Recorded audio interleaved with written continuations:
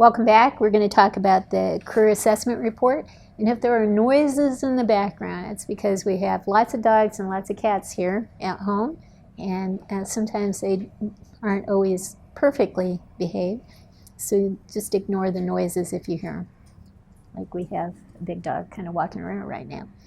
Anyway, the career assessment report is basically a report on yourself. You're going to self-administer the CAPS, the COPS, and the COPES. And you're going to score those inventories, and you're going to look for themes in terms of strengths and weaknesses related to career aspirations, career goals, that sort of thing. And that information will come later on in the report, but before you get there, in reports like this, generally you have to have several pieces of information. Especially if you're working with adults. In high school settings, you'd probably water this down tremendously. But when working with adults, you want to create as complete a report as possible. And you'd always list the name, the gender, assessment dates, when the tests were given, when the clinical interview was conducted. You would also list the person's age, the date of birth, and the date of the report, when the report was written. So the report date would be listed as well. And you really want to try to do the report on the day that you've done the interview in conjunction with the testing. The further away from the time you spent with the client, the further away the report is written, the more likely you are to make mistakes, forget essential pieces of information. So it's always best to do the report on the day that you see the client. Obviously, if you see the client more than once, because you couldn't do all the testing at one time, some of that report will be written later on the day that you can finish up the assessment process. But the closer in terms of when you see the client and when you write the report, the better. Just a general rule of thumb there. On the report, you're going to have other pieces of information that should be fairly consistent from report to report. And in this report, what I'm wanting you to do, in addition to the name, in addition to gender, assessment date, age, birth date, and report date, is talk a little bit about the referral in and of itself. Obviously, in this situation, the reason why the report is being written is because it's a course requirement. So you can say that. The assessment was completed for the course EDPC 554, Education Career Planning. Right before that, you should put some demographics in there. This is a 41-year-old married Caucasian female, for example. Sometimes we separate those two things, and one is called ID, identifying information, and the other is referral. But in this case, you can actually just put it under the referral section. So that's one of 10 areas that you need to cover in this report. And there's actually a copy of an example report on Blackboard under the content section. You can use that as a template to build your report on. Okay. The other thing that you will always see is presenting problem. Now, again, this is done for a class, so likely there's no presenting problem. You can say something like the client reports no presenting problems at this time. You can do that, and that would be, I'm sure, very accurate. Another thing you can say is, the report, the client is interested in defining his or her career goals more accurately. Thus, the assessment was requested by the client. The career assessment was requested by the client. That's another thing you can say. But you need something for presenting problem.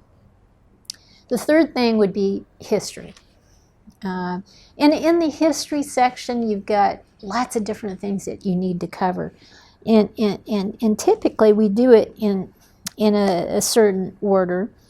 And I'm going to refer to my notes here so I kind of give you the order that generally you see things in. Within reason, you can kind of mix some things up. If you see the progression or chronologically, it makes more sense to kind of mix things up.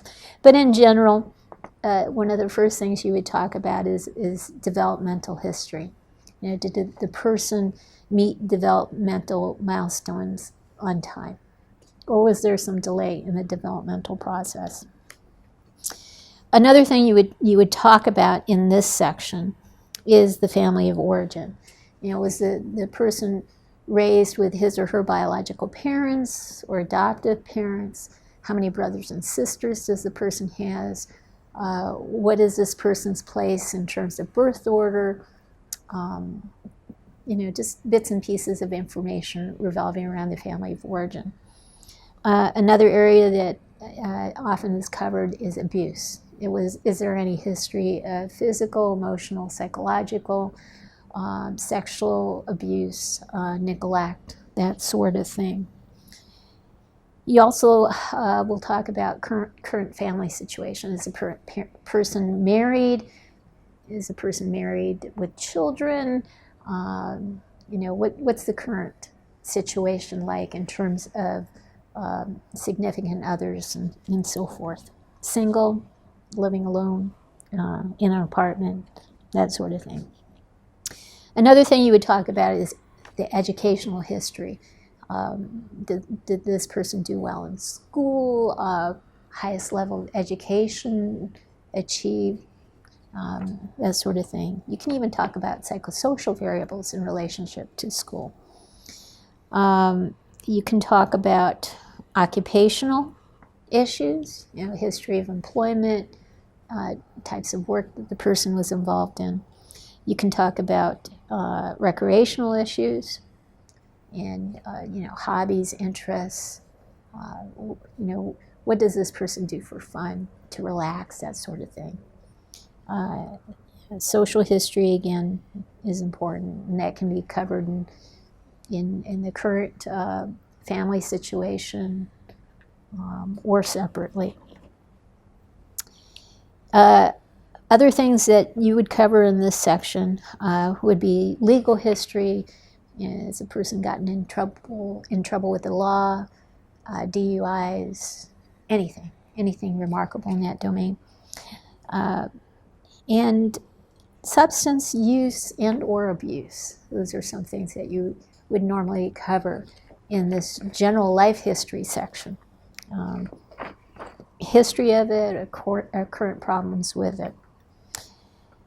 The next section that you would cover would be the medical / psychiatric history.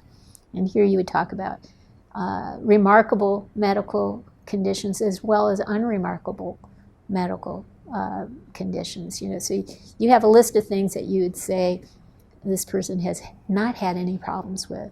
And that just gives the reader a sense that these questions have been actually asked and answered. Sometimes I get reports from students and they only list what's remarkable. Well, I have no clue if they've even asked about other things then on the list of possible medical complaints or problems. So it's good to list what is remarkable, what this person has coped with in terms of major illnesses, injuries, surgeries, that sort of thing, as well as the things that are unremarkable. The person hasn't had any problems with. And psychiatric history is basically, has this person had any history of mental illness, any problems with depression, anxiety, that sort of thing. Is the person on any medications, either medically or psychiatrically? Have they been in outpatient treatment, again, counseling, or inpatient treatment, maybe for substance use and or abuse? So the psychiatric section is about the person, also a little bit about family history. Is there any family history of psychiatric illnesses, especially is what we're interested in.